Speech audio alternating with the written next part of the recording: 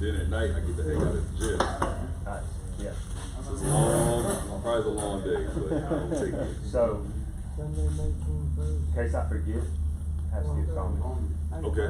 Tell me anything. I got I don't think so. one of the new guys on our team. I still gotta send you that address. Really? Yeah. Okay. So, Okay. him over there. Actually, our director. Oh yeah, kind of last night. No. There's a 2% You chance. guys know about what we do. Okay. You still have those guys that are interested. Okay. I'm trying to remember too. Yeah. All right, we're live.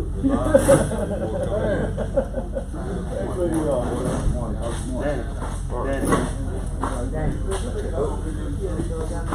I'll keep my eye on you, man. Yes, sir. Yes, sir. Please do. Please do. You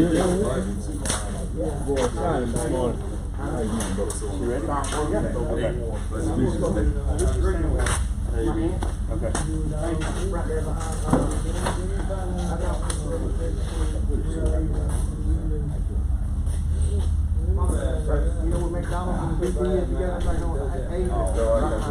Ugly stepchild. Oh man, nah, man.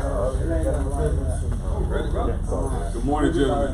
Good morning. Good morning, gentlemen. Good morning. Good morning. Good morning, gentlemen. Black song, white song. Bottom. And Preston. Hey, class. Good morning, everyone. Good morning. Good morning. Will somebody do the honors of just opening us up with a word of prayer? Dear Heavenly Father, we come to you just humble and gracious. We just ask for peace and joy rush over us today, and we just want to pray a head of protection around our families. Anything they got going on, you can deliver them from, and anyone in this room that's got anything going on, and you can just see them through it. Give them the knowledge and wisdom to walk in the path of your life. In Jesus' name I pray. Amen. Amen. So one of the things that so Nate Dunlap, for those who, this may be the first time that I can remember that. So I think we've been having some really good discussions, right? Over the last however many weeks. And everything that I do now with PRF is really to try to get people to financial empowerment. A lot of people talk about financial literacy. Really, a lot of people are not illiterate, right?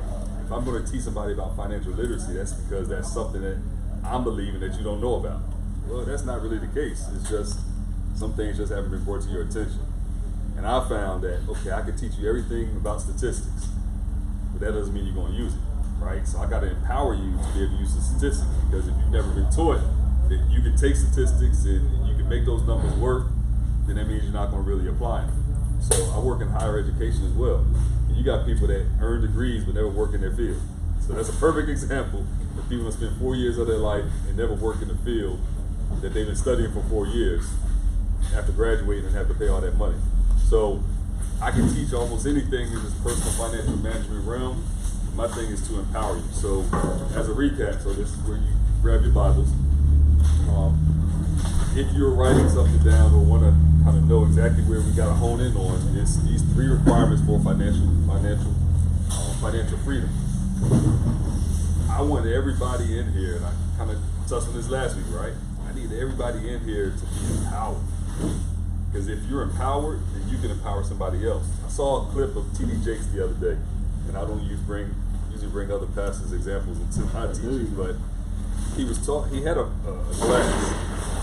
He talked about how with this glass, he said, he did like this, and he said, I'm thirsty, but I'm not quenching my thirst, because the glass was empty.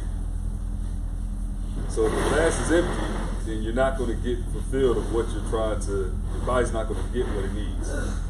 Then he had this picture, and he said, with this picture, it's nice, it's expensive, all of that stuff. And he had the glass in one hand, he had the picture in the other hand. And he said, but he did like this. And he showed him, he said, the truth is, nothing's going inside of the glass because there's nothing in the picture. So something has to be in the picture to pour into the glass. The whole thing is, somebody just has to pour into people. So if I can pour into you, and you're able to pour into other folks. How many of you are fathers?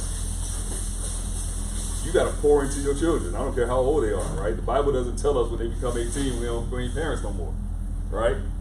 I know they don't kind of want to like that, right? They think I was 18. But I honestly believe that that's the world society. The world said, ooh, girl, when you get 18, I can't wait to be empty nesters. Where they do that at? I don't want my children leaving my house, or I didn't want my children to leave my house until I knew they were ready, right? We're not eagles, right? We don't, even an eagle kicks a bird out the nest, but has the confidence to know that as they going down, they're going to start doing this. But we can't do that with our children, because I can tell you from all the people, the 48 people we talk to every month, a whole bunch of folks been kicked out the nest and probably hit the bottom, and now they walk around with broken arms or broken wings, and they're trying to be fixed.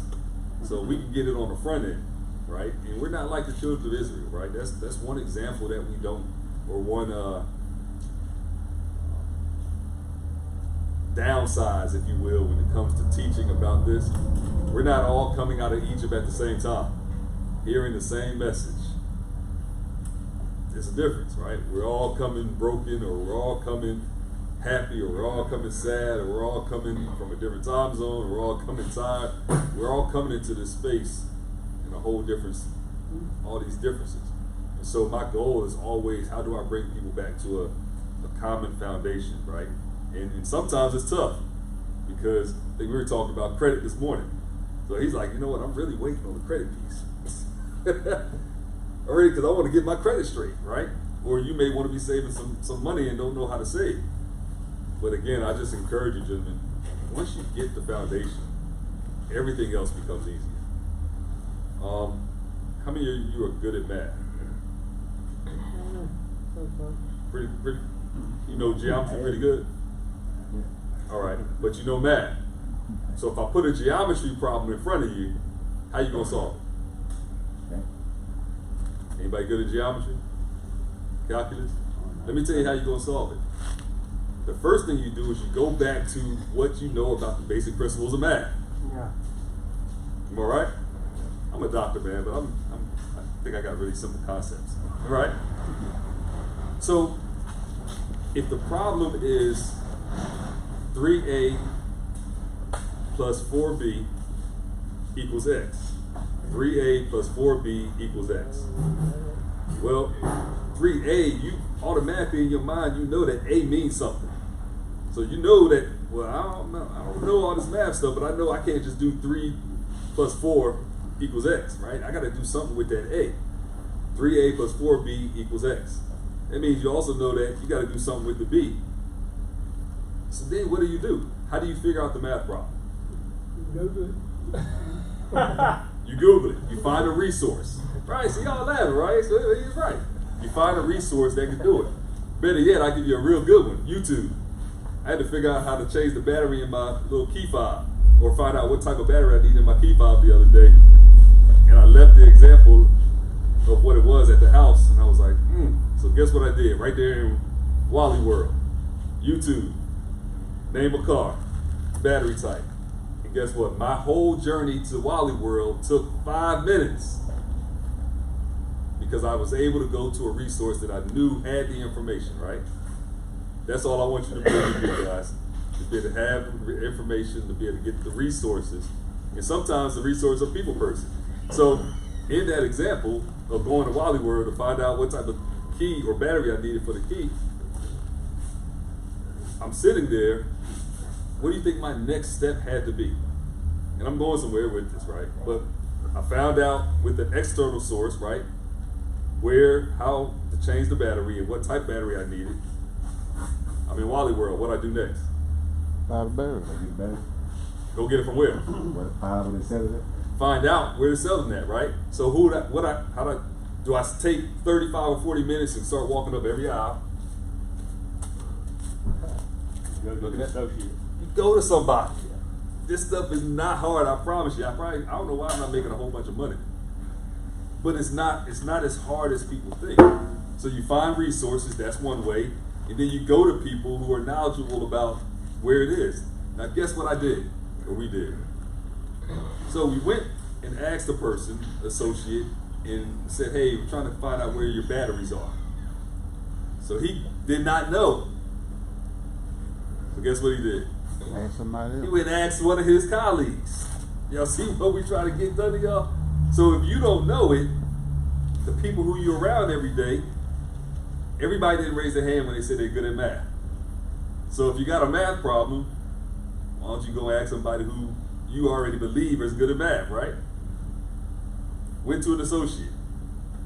They said over by the jewelry counter. So guess what we did? Went to the jewelry counter, right? However, we went to the jewelry counter, nobody was there. So what do you think we did next? We went to the jewelry counter, we went to the place where they told us to go, but what did we do? Ask somebody else. Or we were told where to go. It goes back to what we talked about last week. You gotta put some action there. You told us where to go. I already asked somebody where to go. Next step is start looking around, I guess. Did y'all hear what he said? Next step was start looking around. Because sometimes the information is right there, but you need to be able to do something for yourself to be able to get what you need to get. So we went and started looking around, did not see any batteries. Well, because the associate wasn't there, I didn't give up, right? I could have just said, okay, well, the associate told me to go to the jewelry counter. Nobody's at the jewelry counter. I don't see any batteries. But common sense would tell me I'm in Wally World. Everything almost except for human beings, they sell. Right? They'll tell you what the eyes is. So then what do? I went and tried to go and find somebody else. So then we said, oh, let's go to, and I kind of remembered something. I was going to ask somebody else, but nobody else was around. So I remembered, there's a place called Electronics. Don't know if they had the batteries back there, but at least I'm going to go and try to give it a try. So we go back to the electronics section. Remember, we know what we're looking for, right? We already know what we're looking for. We're just on a journey to try to find it. So we go back to electronics, and then there's another associate. And guess what the associate tells us? Y'all know where electronics is in Wally World, right? It's in the back of the store. You know where jewelry is in Wally World, right? It's in the front of the store. So we went from the front of the store, went into the store, went to the front, went to the back, and they tell us that there's a battery section. Not in jewelry. Automotive. In the front of the store. Again. But it's in a different place.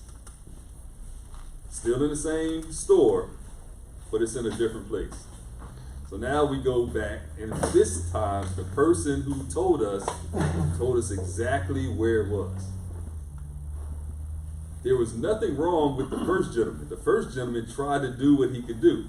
He did not know exactly where, but his best guess was, after talking to somebody else, oh, it's over, go try over the jewelry section. He was not 100%. Guess what we didn't do? We didn't get mad at the first guy.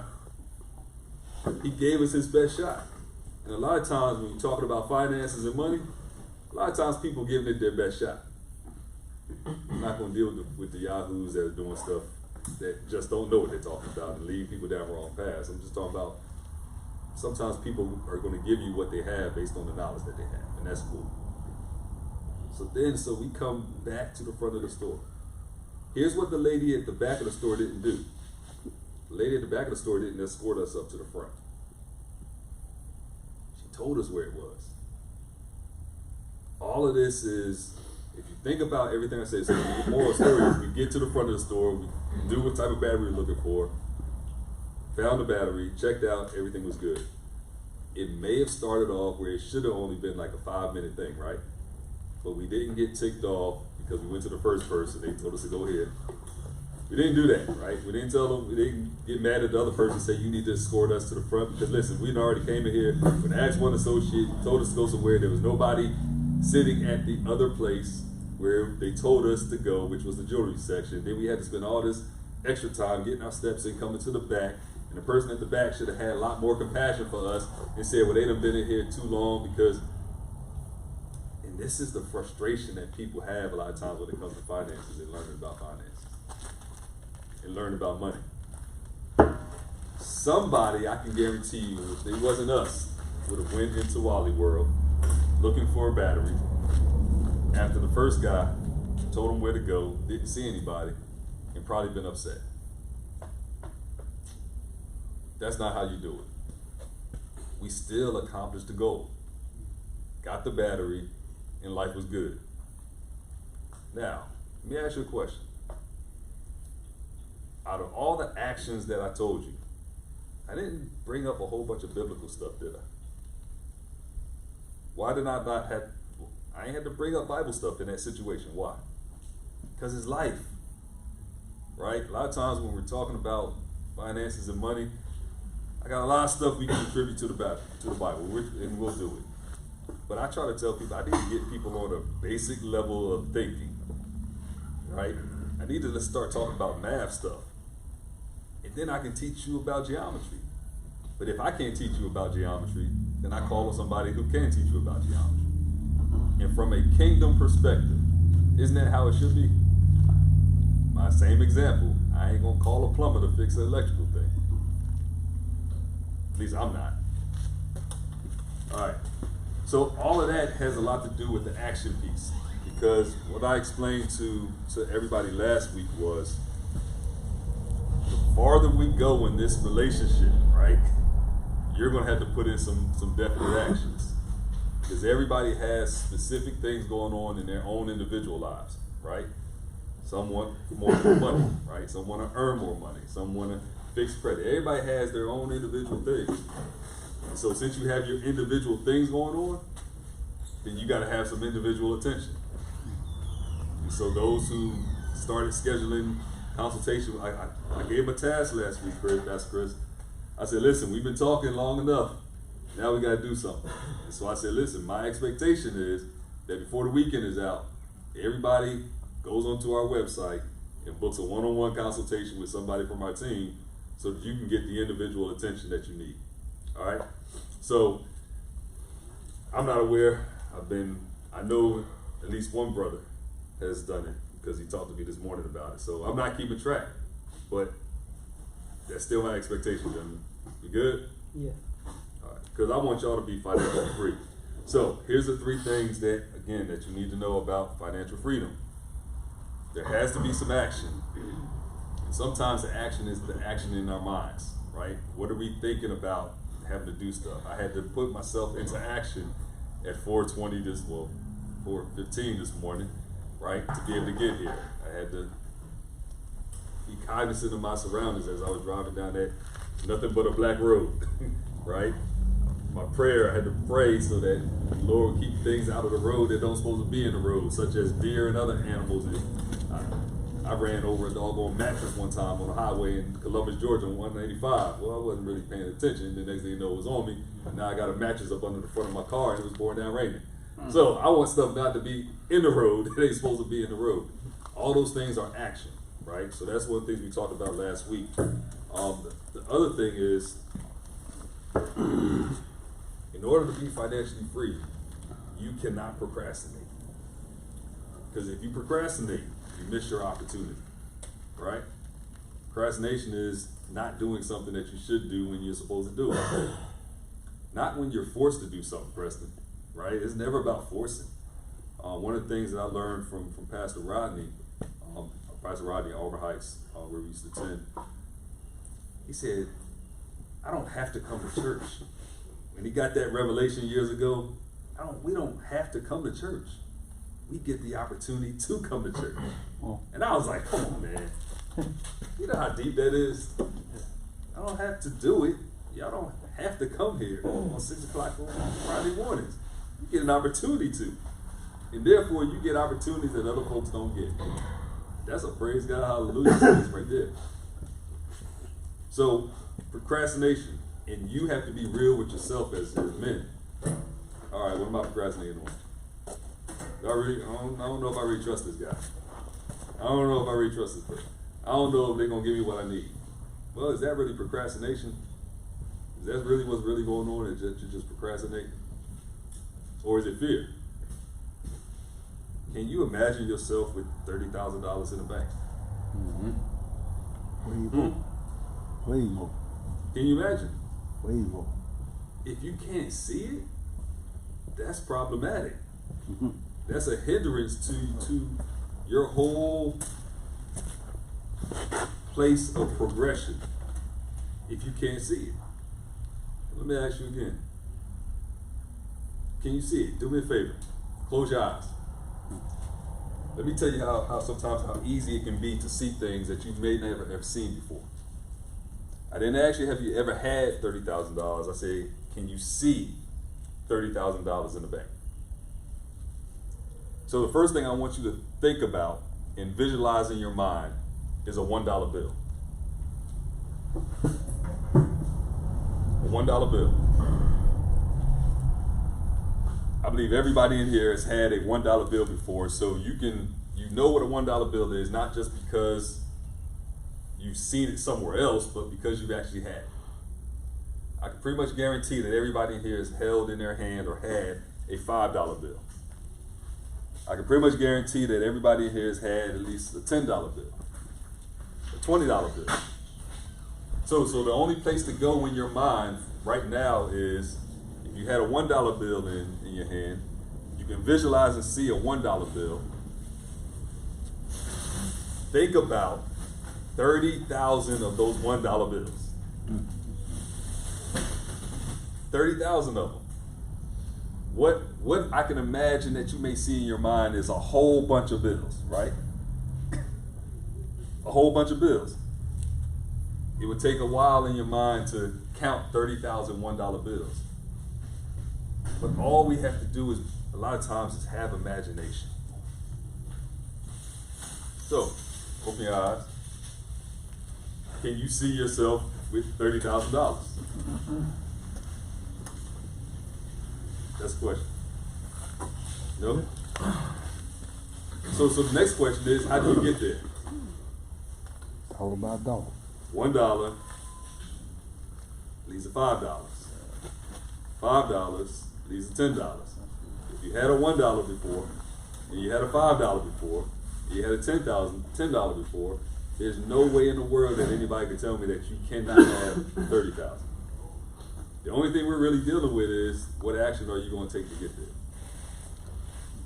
So, we talked about, and I'll probably go a little different route today than I just did. So, the Exodus piece. The Exodus piece is when the children of Israel were in bondage, when they were under Pharaoh. Something really cool happened. Pharaoh, who was really, really wicked, God dealt with him. So after God dealt with him, he got a little perturbed. What God did was, God gave Pharaoh 9 chances. They're called plagues. Y'all heard the plagues in the Bible? Water, gnats, locusts. I can't run them all down in my head right now. Frogs, blood turning, water turning to blood, turning red. All those things messed up Pharaoh's kingdom. Well, I guess I can kind of understand how they messed up, right? Because Moses and Aaron had went to him more than once. Moses, one who we know led the children of Israel out of Egypt. Moses, the one who had been inside of Pharaoh's palace, had a lot of status, then didn't have a lot of status. Sometimes life takes them on a different journey. But then he finds his way back with Pharaoh, because God tells him, I need to tell Pharaoh to let my people go. Do you know what the reason why God said? It's in the Bible. What the reason God gave for him going to Pharaoh to say, and let my people go? Real simple. God said, tell him to let my people go into the wilderness for 3 days to worship. That's it. Now think about this. He didn't say let him go forever. That's not what God said. He said, Chris, let him go for 3 days to the wilderness to worship. If you give me a time limit, That's different. Go on a 1 hour break at work. I think it's inferred that if you tell them as a supervisor to go on a 1 hour break, that means they're coming back after the 1 hour, right, Nick? Go on a 1 hour break from work. If somebody decides to go home, that's probably gonna be a problem, right? You done did something way out of line, right? So the inference is that all Pharaoh had to do was let them go into the wilderness for 3 days of worship. Doesn't mean that God was going to do something different, right? Right? God could have said, okay, now that they're out there, I'm going to let them. He could have done all that, but that's not what we got in the Bible. All we got was, let my people go for 3 days into the wilderness to worship. Doggone, dude, you couldn't do that? Why couldn't he do it? Because he was selfish. He's worried about his own self-interest. He was mean-spirited.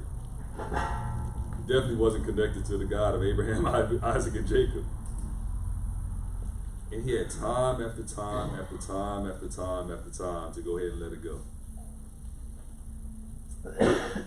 His kingdom took a lot of hits, and it wasn't until his son, along with a whole bunch of other little ones, the firstborns, all died, right?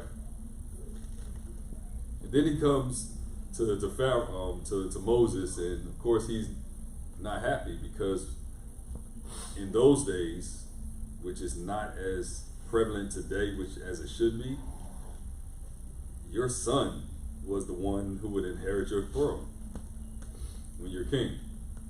So there was a whole big thing about what legacy is and how important and valuable legacy is. So he gets to a point where he says, all right, y'all get out of here. Because he doesn't want anything or anybody that had anything to do with his son, right? Who should have been the successor to his throne, dead. In those days, if you didn't have no sons, like Zelophehad didn't have any sons, only had daughters, then that messes up the lineage. I have 3 daughters. We got 3 daughters. I don't know if I've said this before. I don't have any sons. So the running joke in my household is, well, baby, y'all gonna have to marry somebody with the last name Dunlap. That ain't got no relation, no relation, not a second, third, like y'all gotta do ancestry.com to make sure there ain't no connection. Because I want the stuff that I leave to you to stay in the Dunlap family with this Dunlap name, right? Doubt that happens, but at least I put it out there.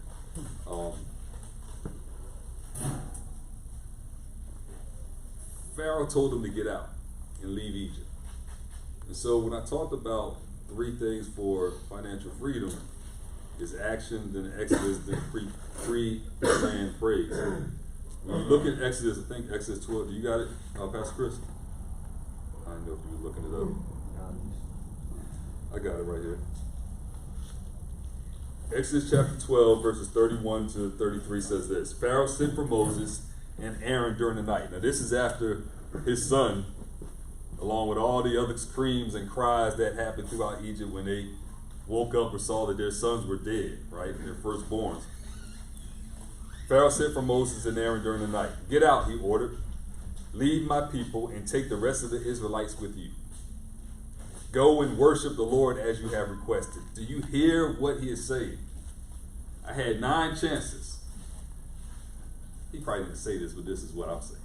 He had 9 chances, and now it took something so dramatic for him to follow what the Lord had requested.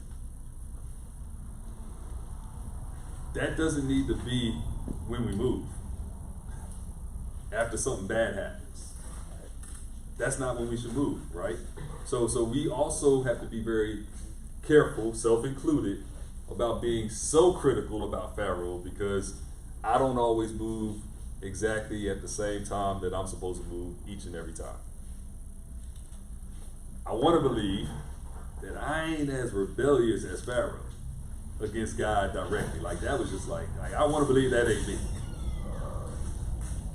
But I know there is some times that God says move and I don't move. And so if I don't move and there's consequences, then I can't be mad at the other folks around me.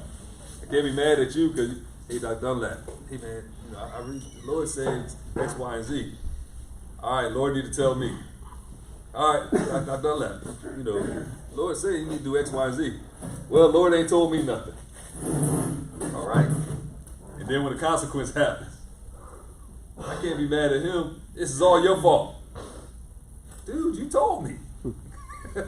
I just didn't listen, right? That's where it is. So, going on. I don't know how powerful you can see the fact that when God releases you, God oftentimes releases his people with stuff. Listen to this.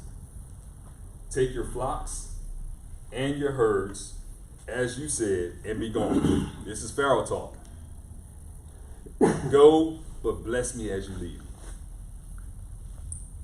I ain't make that up. That's what Pharaoh said. Bless me as you leave me? Whoever wants, let's be honest. If you done held me down and my folks down for a whole bunch of years, listen, can we just be honest? Can we just be honest for a moment? Oh, that sounds a little weird to me. Bless you as I want to slap the crap out of you as I leave. I want to bless you. Oh, I lay holy hands. Nah, that ain't gonna work either. But there had to been something even going on with Pharaoh, because now Pharaoh now understands and recognizes the power of God. But the thing he said was, take your flocks and your herds as you leave. So you know what that meant to me? Tells me, even though they were not in a good spot, they still had stuff. Isn't that what it's saying? He didn't say take stuff from Egypt. He's saying take your flocks and your herds. So that meant even in their place of captivity, their place of bondage, they still had stuff. Let me help you understand something. You may not have $30,000 in the bank right now, but I don't think anybody said they had $30,000. And I guess I didn't ask that question either. I don't want to ask that question because somebody may be sitting on $30,000, nobody knows, and they want to just be quiet about it. I got it. But no matter what your credit is, you still have some credit. Feel me? Your credit may not be at 700. We're not talking about whether your credit score is at 700. Your credit score is what you have. When I was asking that question last week, 650, somebody said 600, 500. Here's what I know for doing this for almost 15 years. There's somebody with a credit score lower than yours.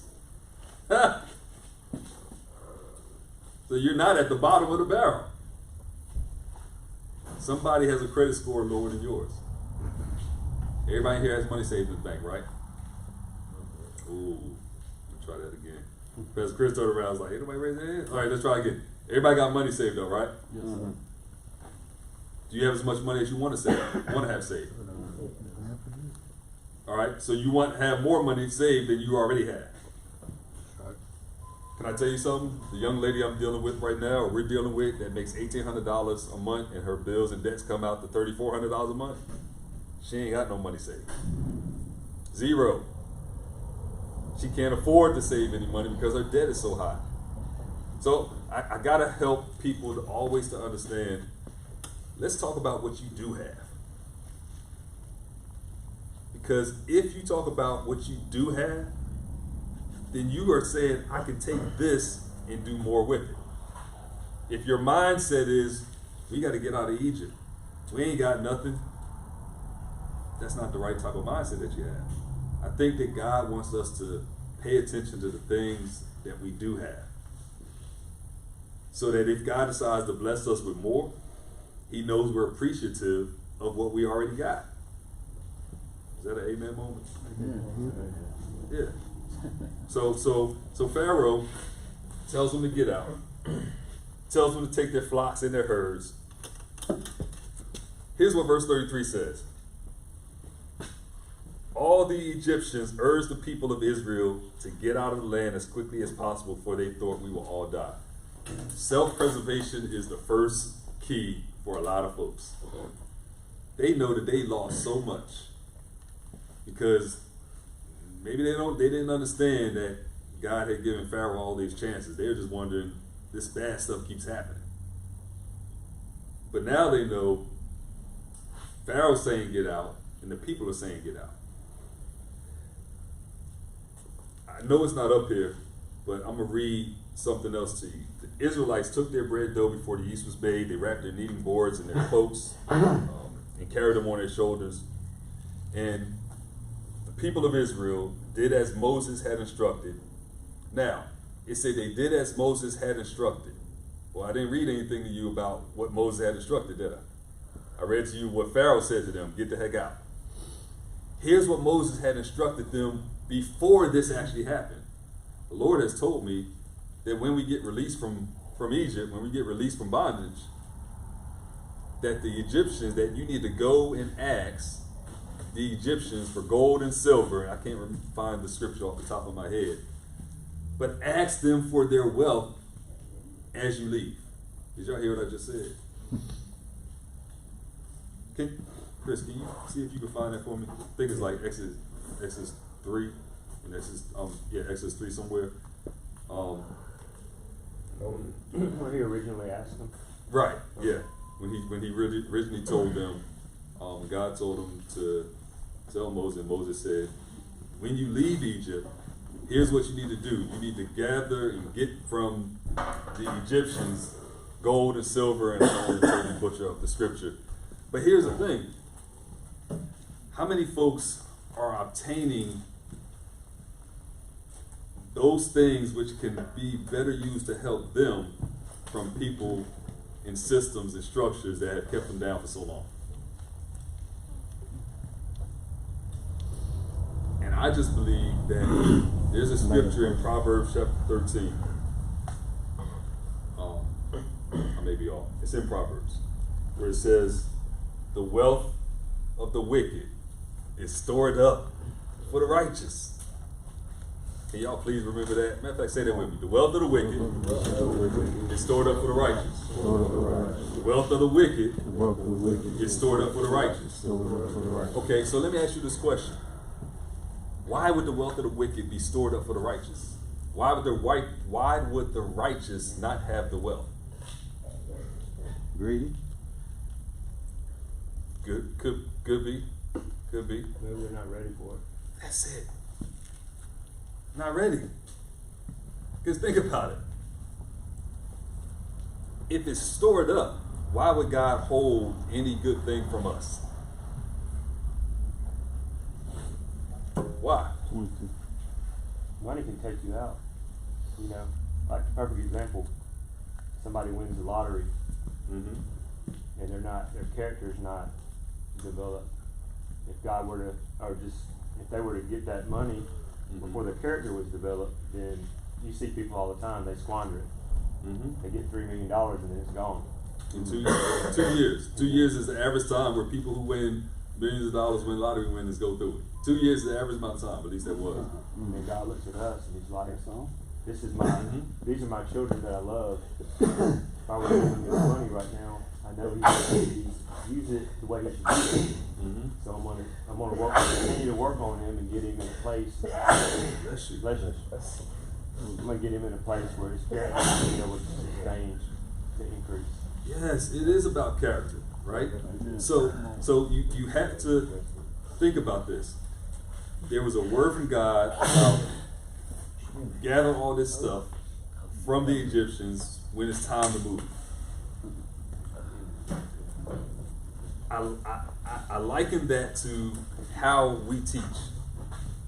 If you show that you're really willing to embrace the foundational stuff, then you know what can be really open to you on top of the foundational stuff.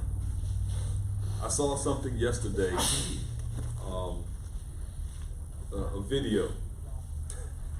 Sometimes you just need to not even be on social media. Sometimes you just need to stay away from TikTok videos, the Facebook, and sometimes we just need to stay away from it. So this guy is on this video saying, here's how to get $50,000 in credit. And he has these 1, 2, 3, 4, 5, 6 steps. Let me ask you a question. Have I given y'all any impression that building credit, saving money, any of that stuff is easy? I done pretty much been real clear. I can't tell you it's easy because I don't know all your individual situations. It'd be very unwise for me to do that. It would be very indigenous. Yeah, it'd be kind of whack for me to do it. It'd just be kind of whack for me to do that because I don't know your situations, right? So he says, yeah, step 1, start an LLC. Step 2, do this. And I'm sitting there like, yeah, but it ain't that easy. The steps may be easy, but what you ain't talking about is how much time it's going to take. And then my comment was, and sometimes I'm smart behind honesty on social media because I hate when people, it keeps me doing what I do because I hate people giving out bad information. And then people are like, oh yeah, DM me. I'm like, yeah, once you DM them, that's when the hook is. The reality was, you don't have to go through those 6 steps to get a $50,000 in loans. Let me tell you something we did. This is our nonprofit. I've stayed away from credit for a long time when it comes to us, right? Because we don't have, stuff we need to buy to keep the pension and all that kind of stuff, right? We just gotta make sure I can take care of the stewardship coaches and pay for all the technology and all that kind of stuff. So I made sure that as we built our nonprofit, the expenses that we have are low, right? Because I don't want to be in a bunch of debt and not be able to do the work. But I did a thing last week, a week before last. I applied for a credit card for PRF. And guess how much they gave us? Did the application, it was real quick, $22,500. Just like that. Now, I tell you that because from what the guy was teaching, the thing he didn't say was, in order for them to give you this, you're going to have to build up something, right?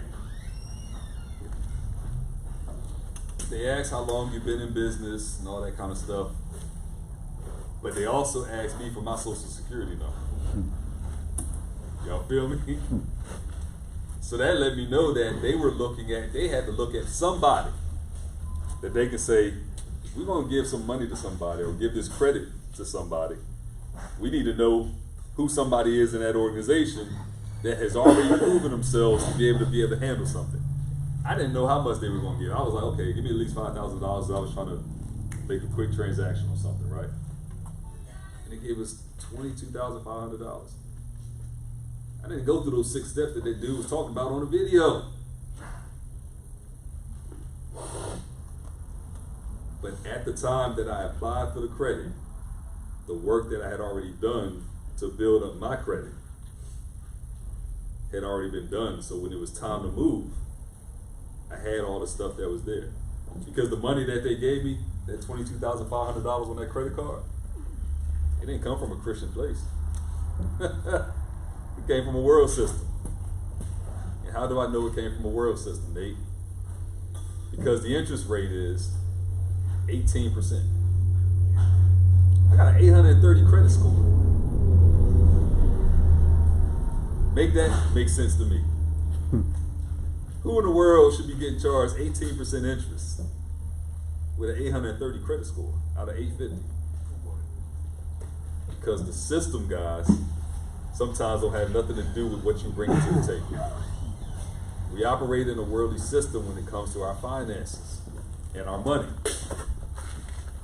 They looked at me to make sure that somebody they can attach to say, okay, who's going to be holding this credit card and who can show that they've been responsible. But that's not a godly system. 18% credit or interest. That's a very ungodly system. And that's why I don't try to hurry up and get to teaching people about credit, fix your credit so you can get into more, because I know the systems that we should be operating in are not godly systems. So I got to strategically help position people so you can kind of know and you get guided to the right place of where you can get certain things, but you also know that when you get that new thing, what do you have to deal with? So let me tell you what I said to our treasurer. I said, hey, I got this American Express credit card. I got one for you. I got one for our program coordinator. Well, you know, they're on the account, right? I got cards for them as well, so that they can do stuff. I said I set up all the, I set up a couple of the bills that we have coming out every month. So I just switched those over from the previous, just coming out of our bank account to that. And I know for a fact that they'll be responsible, right? So there's no question that they won't be responsible. But I gotta be even more responsible on my end. Not just as a leader, but I gotta use the same principles that I had already learned about credit. So here's the thing. And I gotta tell y'all this stuff because I want y'all to have these same foundational things. Because I want you to be able to apply for a credit card and they give you $30,000. Because the guy was talking about 50, so I know it's possible on the video. He's talking about $50,000. But all the stuff that he said, that all the steps, it was 6 steps. There was like 3 and 4 things in those 6 steps. And he said in 60 to 90 days, how long did it take me? It took me 15 minutes. The wealth of the wicked, gentlemen, is stored up for the righteous. You just got to know and position yourself in the right place. So when it's time to move, whatever you already have, you're taking it with you, and God adds and increases that. So let me tell you what, I guess I'll give you this one, which will entice you to say, I got to really connect with Dr. Dunlap and his team so I can get my stuff straight and get in a better place, right? Take what I already got and let God add to it. I know that we have this bill that's going to come out on the 5th. We have this one coming out on the 6th. We have this other one that we pay because we're dealing with all these different vendors or companies that help us run as a nonprofit. And so, you know, we pay this person for the website, we pay this company for this and that, and these things are coming out at different times. You already know, I feel some kind of way about this 18% interest on this credit card, right? Y'all know that, right? Because I don't believe that I should be paying 18% interest on a credit card. I've been in business as a ministry for almost 15 years. How in the world can you even justify that, American Express? Because it's their system. So all this stuff is coming out at different times. Do I want our treasurer to be writing a $15 check to American Express for Zoom, and then a $20 check for the software for this? A 50? Because all this stuff comes out at different times. My thinking is, I want all this stuff to come out. I want to write 1 check or 2 checks to cover all the stuff that we know is coming out a month, right? Because I want it to be simple. How do I make sure that we never get hit with this interest? Pay it on time. Say again? She said pay it on time. That's true. Pay the whole thing off at the end of the month. Pay the whole thing off at the end of the month. There's a time window in here, and I promise you we're going to deal with some credit stuff. But there's a window called a grace period. Isn't it amazing how people charging people ungodly interest has something called a grace period? There's a grace period. The grace period when you're dealing with creditors is that period of time that if you pay it by a certain day, before they calculate interest, you don't have to pay it. You don't have to pay any interest. But that's not when your bill is due, gentlemen. Did I lose you? Yeah. No. I did. Your bill is due. So we got charges, and my bill is due when I get my statement. The statement says your bill is due on the 5th of May. Here it is, I don't know, 22nd or 3rd or 4th, whatever it is in April, right? Because they got to give you some time. But the bill is due on the 5th of May. Well, you know what's happening by the 5th of May? They've already calculated interest as they generate your bill. So when the bill was generated, the bill that may have been generated on the 22nd of April, they send your bill out, and whatever your charges was at the 22nd of April, that's when that 18% interest is going to be added to it. You understand the game? Mm-hmm. You understand the game now, right? So the key is, how do I make sure I pay before they calculate the interest? Because they're going to send the statement out with the interest included. Pay within that grace period. Pay within your grace. You pay within the grace period. But they're not telling you to pay within the grace period because they want my 18.99% interest. So so think about that. Hopefully you can understand, and some of you haven't been in here that long, right, with us.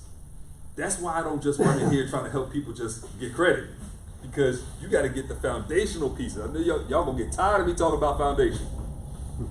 I'm okay with that, because now think about it. We were talking about credit, right? Or who else we're talking about getting a credit card, secure credit card, right? A secured credit card is different because it's your money. But even though it's your money, you don't want to be paying interest on your money. You got somebody that you said, here go $300 to give me a credit card. So you bank with XYZ Bank. You got $300 sitting in your checking or your savings account. And you say, I want this secured credit card. They're going to, in essence, hold your $300. That means you can't go just taking out your $300 now because it's attached to that. But why would you want to give the bank 18.99% on your $300? That don't make sense. It's your money. I shouldn't be paying somebody interest on my money. But they don't want you to pay within the grace period. They want you to pay after the grace period. So a lot of times people think, okay, and listen, it is a really good thing to pay your bills by when they're due. That's stewardship, right? That's godly stewardship. But you got to understand the principles of the game. So when you understand the principle of the game, you get to move a lot different. And so when it's time to move, no, we don't want you to get that secure credit card. Let's look and see how much that interest rate is first. Because a lot of times, some things are not right there readily for you to be seen. So, I got y'all intrigued now. I know I do. Does that make sense? Yes, sir. Right? My thing is to make sure that my thing and our thing is PRF, that we educate our people, God's people, so that you know how to move. I'll give you a real quick thing and then we'll be done. When the children of Israel left from Egypt,